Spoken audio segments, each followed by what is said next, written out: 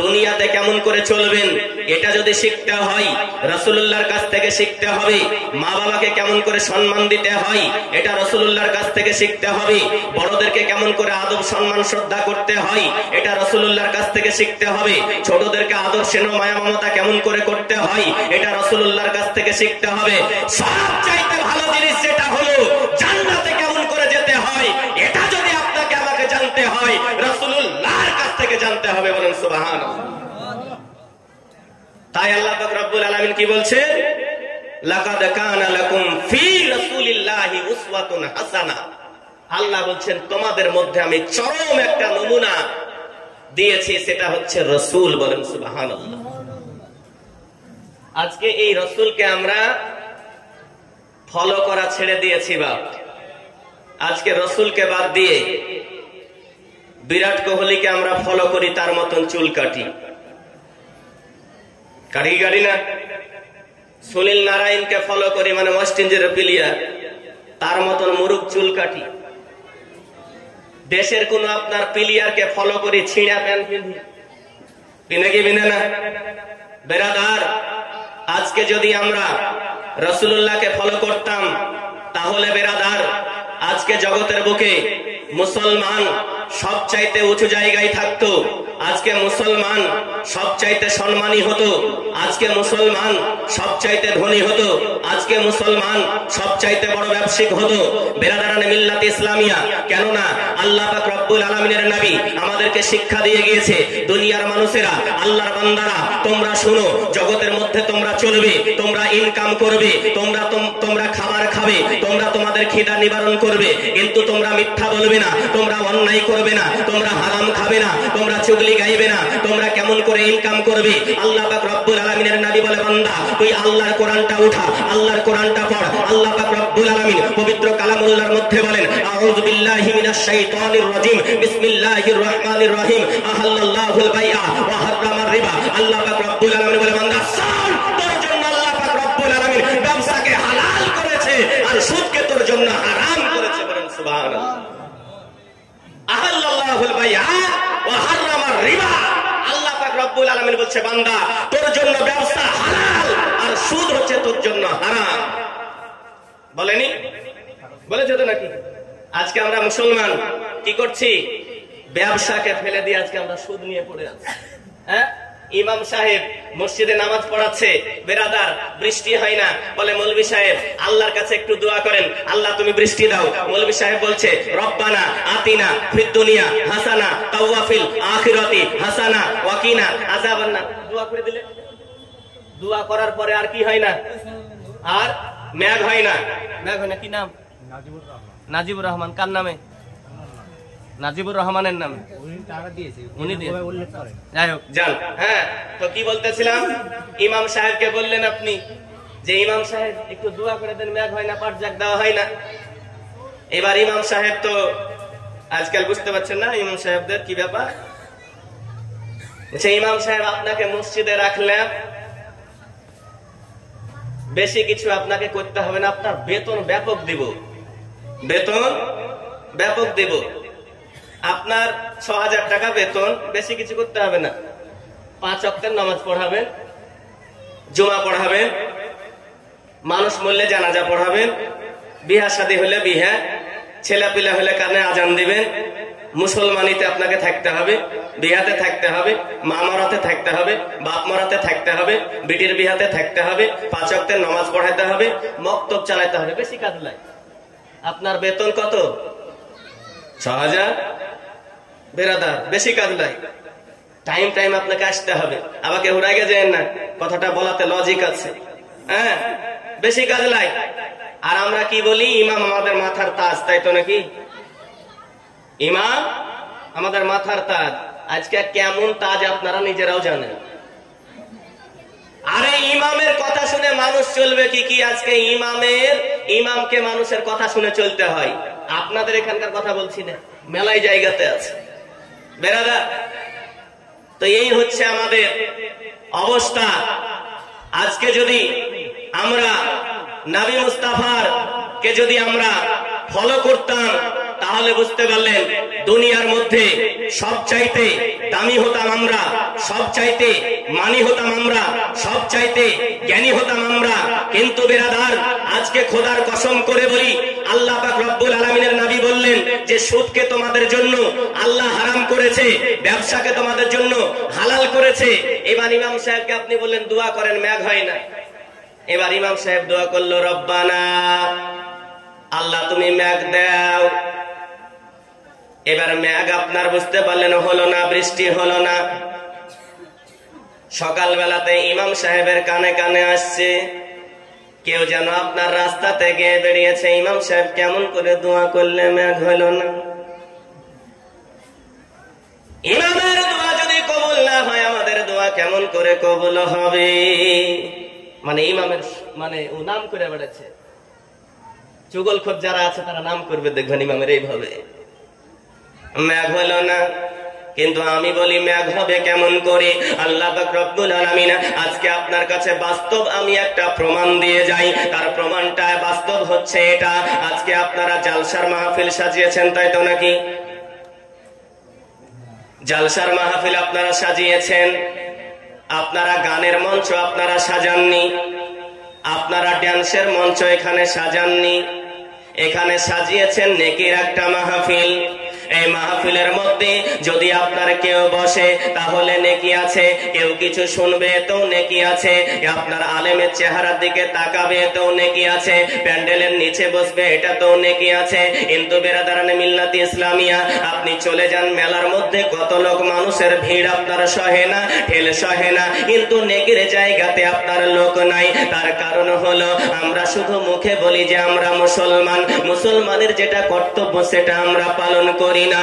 আল্লাহ রাসূল সাল্লাল্লাহু তাআলা আলাইহি ওয়াসাল্লাম বলে, ওরে আল্লাহর বান্দারা, ওরে আমার উম্মতেরা, শোনো, তোমাদেরকে বেশি কিছু করা লাগবে না জান্নাতে যাওয়ার জন্য, তোমাদেরকে বেশি কিছু করা লাগবে না জান্নাতে যাওয়ার জন্য। আল্লাহ পাক রব্বুল আলামিন তোমাদের জন্যই জান্নাত তৈরি করেছে, আল্লাহ পাক রব্বুল আলামিন তোমাদের জন্যই জাহান্নাম তৈরি করেছে। আল্লাহ রাসূলকে জিজ্ঞাসা করুন, ইয়া রাসূলুল্লাহ,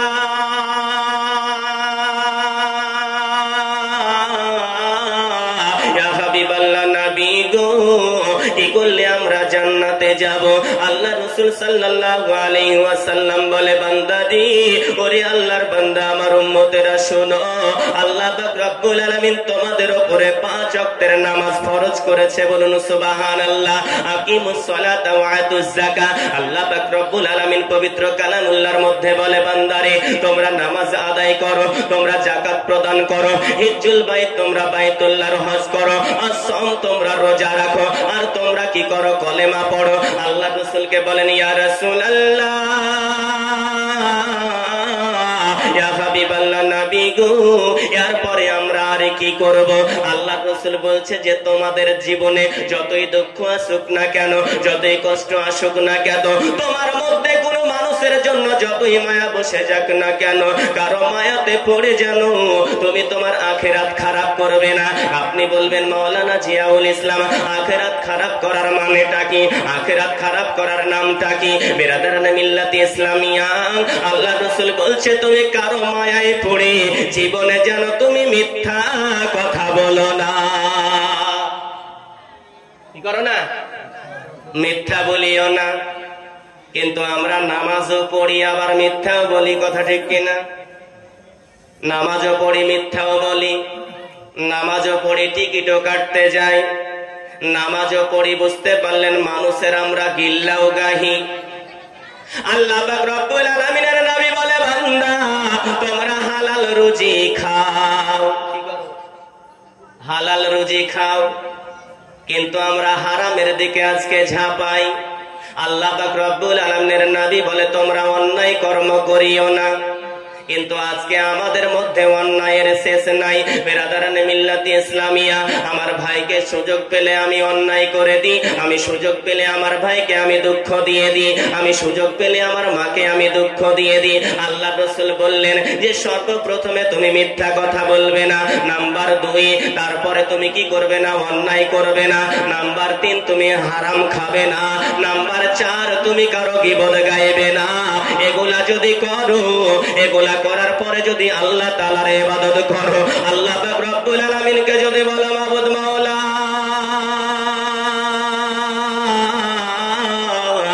জীবনে কিছু করতে পারিনি আল্লাহ গো, তবে যতই কষ্ট হয়েছে আমার জীবনে আমি মিথ্যা বলিনি আল্লাহ গো, কারো মায়াতে পড়ে কারো দয়াতে পড়ে আমি অন্যায় করিনি আল্লাহ গো, আমি কোন ইমাম সাহেবের আমি দুর্নাম করিনি, আমি কোন মৌলভী সাহেবের কোন দুর্নাম করিনি আল্লাহ গো, আমি জীবনে এত কষ্ট হয়েছে আল্লাহ আমি কোনদিন সুদ খাইনি।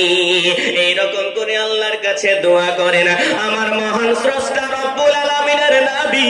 তিনি বলে বান্দারে, ওরে আমার উম্মতেরা, আল্লাহ তোমার দোয়াকে কবুল করবে, আর কবুল করার পরে আল্লাহ তোমাকে জান্নাত দিবে। বলেন সুবহানাল্লাহ।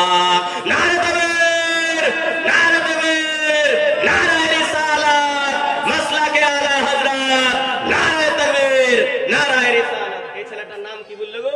নাজিবুর রহমান। হ্যাঁ, নাজিবুর রহমান 1000 টাকার দাতা। বলেন জিন্দাবাদ। আহারে খোদার বান্দা কোথায় বসেছিল, আর ছিল কিনা ছিল দেখো দানে বোঝা গেল। আহারে খোদার বান্দা কোথায় বসেছিল, আর ছিল কিনা ছিল দেখো দানে বোঝা গেল। যে আশাতে যে নিয়াতে করে গেল দান, তার দান কবুল করো তুমি রহমান। আমিন ও আমিন আল্লাহ, আমিন ও আমিন। মোদের দোয়া কবুল করো রব্বুল আলামিন। সুফিয়া খাতুন, তার বাপ মার নামে 1000 টাকা। নারে তাকবীর, নারে তাকবীর, নারে রিসালাত। সুফিয়া খাতুন বাপ মায়ের নামে 1000 টাকার দাতি। বলেন জিন্দাবাদ। যে আশাতে যে নিয়াতে করে গেল দান, তার দান কবুল করো তুমি সুবহান। আমিন ও আমিন আল্লাহ, আমিন ও আমিন। মোদের দোয়া কবুল করো রব্বুল আলামিন। লেন। আর আরেকজন দিয়ে গিয়েছে 100 টাকা। একবার দরুদ শরীফ পড়ে আল্লাহুম্মা।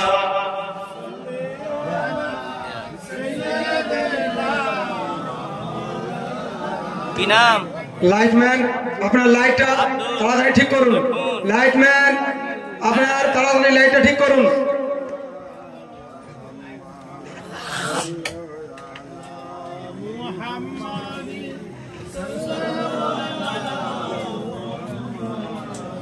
हरदम ज़बां से निकालो पाक नामे मोहम्मद, हरदम ज़बां से निकालो शफियाना मोहम्मद सल्लल्लाहु अलैहि वसल्लम। पाइले निरा लाई गो नबी, पाइले निरा लाई, पाइले निरा लाई गो नबी, पाइले निरा लाई।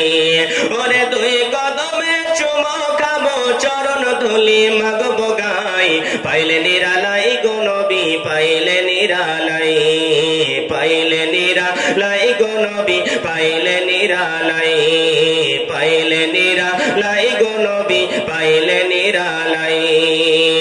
ओरे दुई कदमे चुमो खाबो चरण धुली मागबो गाई, पाइले निरा लाई गो नबी, पाइले निरा लाई, पाइले निरा लाई गो नबी, पाइले निरा लाई। ओगो दयार नबी कत दूरे,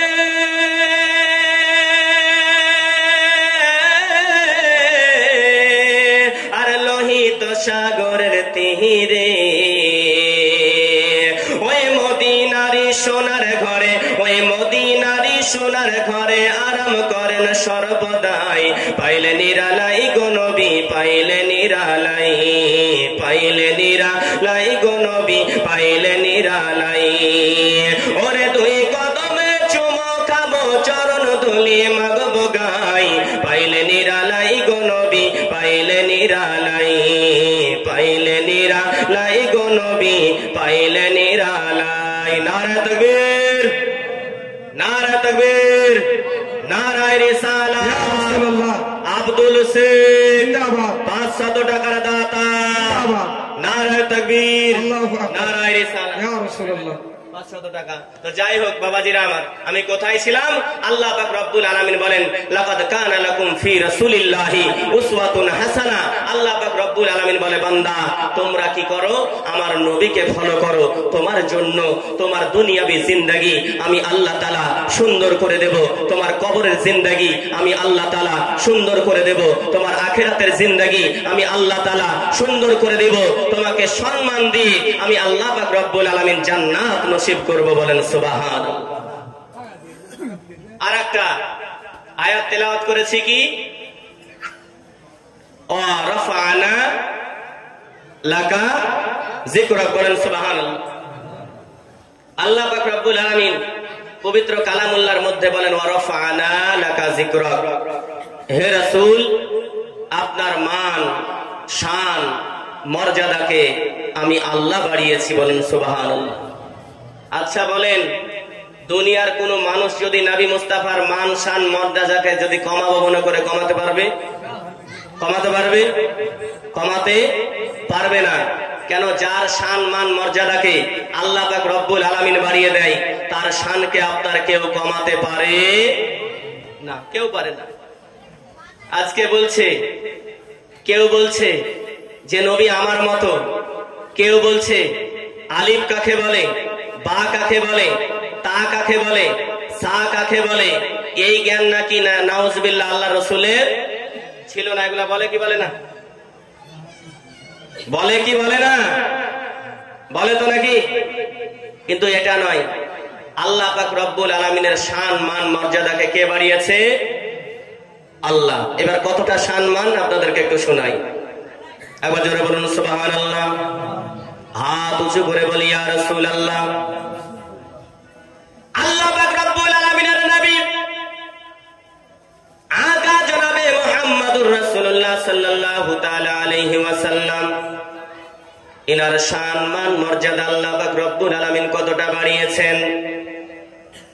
আল্লাহ রাসূলের একজন সাহাবী, যিনার নাম হলো হযরতে জাবির রাদিয়াল্লাহু তাআলা আনহু, ইনি আপনারা বুঝতে পারলেন আল্লাহর রাসূলের একজন বিখ্যাত সাহাবী।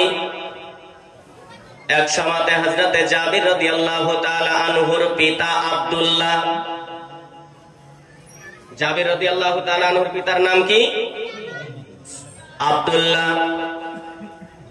ইনি আপনার ইন্তেকাল করলো। ইন্তেকাল করার পরে এবার হযরতে জাবিরের পিতার যারা বন্ধু ছিল, আমরা যেমন জগতের মধ্যে বাস করতে গিয়ে অনেক সময় দেখা যায় নিজের ছেলেকে আমরা স্কুলে পড়াই, প্রাইভেটে পড়াই, মাস গেলে পরে ৩,০০০, ৪,০০০ টাকা দিয়ে আমরা পড়াই। কিন্তু বেরাদার, অনেক সময় দেখা যায় মাওলানা সাহেব আপনার মসজিদে মক্তবে পড়ায় বাচ্চাদেরকে, আপনার তার জন্য কিন্তু আমরা একটা পয়সাও দিতে পারি না।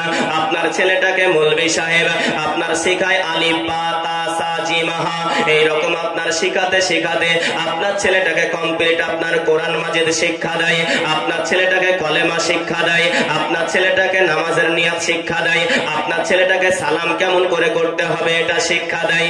আপনার এরকম করে শিক্ষা দেওয়ার পরে লাস্টে বেলাতে দেখা যায় ইমাম সাহেবের যেটা আপনার বেতন হলো, আপনার ছেলেকে কোরআন শিক্ষা দেওয়ার পরে যেটা আপনার ইমাম সাহেবের লাস্ট বেলাতে আপনার বেতন দাঁড়ায়, সেটা হচ্ছে একটা লুঙ্গি।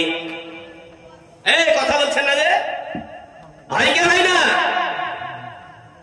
পবিত্র কোরআন, যার কথা আল্লাহ পাক রব্বুল আলামিন নিজে আপনার ঘোষণা করে, আমার কোরআনকে তুমি দেখবা, এতেও তোমার সওয়াব আছে, নেকি আছে। আমার কোরআনকে পড়বা, এতেও তোমার সওয়াব আছে, নেকি আছে। আমার কোরআনকে যদি কেউ পড়ে, ওটাকে তুমি যদি শ্রবণ করো, তাতেও নেকি আছে। আমার কালামুল্লাহকে তুমি পড়তে জানো না, তুমি খোলার পরে তুমি দেখো আল্লাহ আমি পড়তে পারি না, আল্লাহ বলছে আমি নেকি দেব বান্দা, লাইনে লাইনে হাত বুলাও, আমি নেকি দেব। প্রত্যেকটা অক্ষরের বিনিময়ে আমি আল্লাহ পাক রব্বুল আলামিন 10টা করে নেকি দান করব। বলুন সুবহানাল্লাহ। এই রকম করে আপনাকে আপনার ইমাম সাহেব আপনার ছেলেকে শিক্ষা দিল কোরআন মাজিদ, আপনি প্রাইভেটে আপনার ছেলেকে মাস গেলে পারে 700-800 টাকা দিতে পারেন, কিন্তু আপনার মসজিদের যে ইমাম আপনার ছেলেকে কোরআন শিক্ষা দেয় তাকে কিন্তু আপনি আমি টাকা দিতে পারি না, আমরা কিন্তু তার দামটা দিতে পারি না। কিন্তু বেরাদারানে মিল্লাত ইসলামিয়া, আমার অবস্থা কিন্তু এই দিকে ছিল না। আল্লাহ রাসূলের একজন আপনার সাহাবী, যিনার নাম হচ্ছে আপনারা বুঝতে পারলেন হযরতে জাবির, এনার আপনারা বুঝতে পারলেন পিতাজান আপনার ইন্তিকাল করলেন। আমরা যেমন ছেলে মেয়েকে পড়াতে গিয়ে অনেক সময়তে মানুষের কাছে ধার করি না? জমি কিনতে গিয়ে ধার, মোবাইল কিনতে গিয়ে ধার, বাইক কিনতে গিয়ে ধার, আবার অনেক সময়তে দেখা যায় মোবাইলটাও আমরা কিস্তিতে কিনি, কিস্তিতে কিনি। কিন্তু বেরাদার, আল্লাহর উপরে ভরসা রাখতে পারলাম না। আরে তোমার পকেটে যতটুকু আছে ততটুকু ফুটানি করো।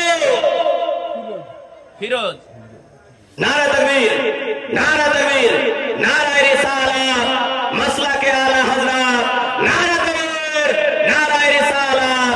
ফিরোজ সাহেব 200 টাকার দাতা বলেন। পকেটে যতটুকু আছে ততটুকু স্টাইল করা দরকার ছিল, ততটুকু খুশি করা দরকার ছিল। আজকে আপনি আমি ধার করব, ধার করার পরে যদি মরে যায় তো আমার ধার কে শোধ করবে? আমার ছেলে করবে আর কোনো গ্যারান্টি আছে? আমার মেয়ে করবে আর কোনো গ্যারান্টি আছে? আমার ভাই করবে আর কোনো গ্যারান্টি নাই, আমার মেয়ে করবে আর কোনো গ্যারান্টি নাই, আমার বাবা করবে এটার কোনো গ্যারান্টি নাই, আমার স্ত্রী করবে এটার কোনো গ্যারান্টি নাই, আমার ছেলে আমার মেয়ে কেউ কিন্তু আমার ধার যে শোধ করবে এটার কোনো গ্যারান্টি নাই।